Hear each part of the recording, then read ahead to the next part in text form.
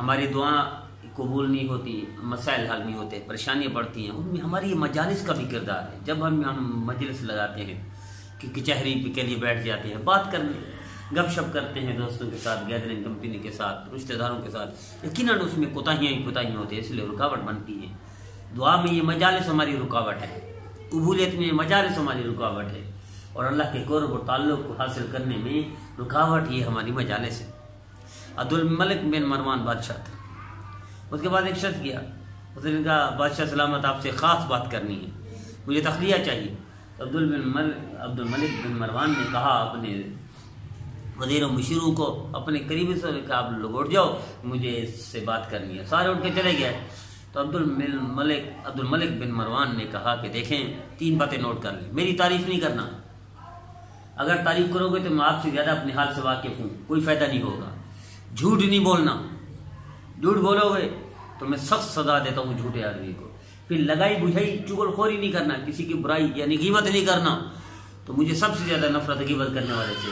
اب ان 3 باتوں کے علاوہ کوئی اور بات ہے، خاص بات جو آپ کرنے آئے ہیں، جس کے لیے آپ کو تخلیہ چاہیے تھا، جس کے لیے دور سے سفر کر کے آئے، اگر وہ میری تعریف کرنے آئے ہیں تو نکال دیں، نہیں ضرورت مجھے۔ اگر لگائی بجھائی اور چغل خوری کسی کی غیبت کرنے آئے ہیں، شکایت کرنے آئے ہیں، تو اس کو ختم کر دیں، اور جھوٹ ہے اس میں تو بھی تباہ کروں گا، آپ کو سزا دوں گا۔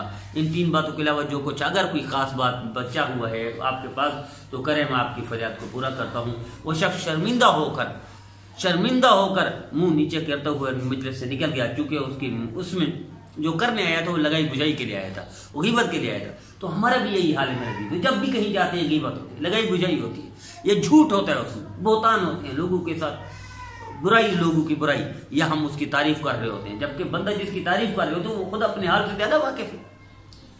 تو اس لیے ہمیں بھی اپنی مجالس پر غور کرنا چاہیے۔ ہم جب بھی بات کرتے ہیں یہ 3 چیزیں رکاوٹ ہیں، یہ 3 پہلو ہیں ہماری مجالس میں، یہ دعا بھی قبول نہیں کرنے دیتے، یہ اللہ کا قرب حاصل نہیں ہوتا، عبادت بھی ضائع ہو جاتی ہے اور عبادت قبول بھی نہیں ہوتی۔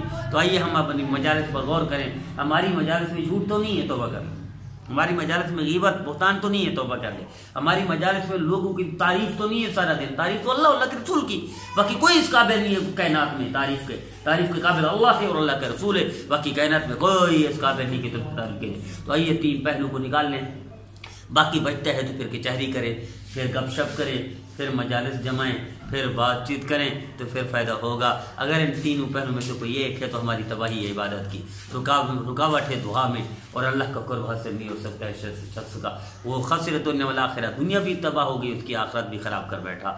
آئیے ہم اپنا محاسبہ کریں اور ان 3 چیزوں سے توبہ کریں۔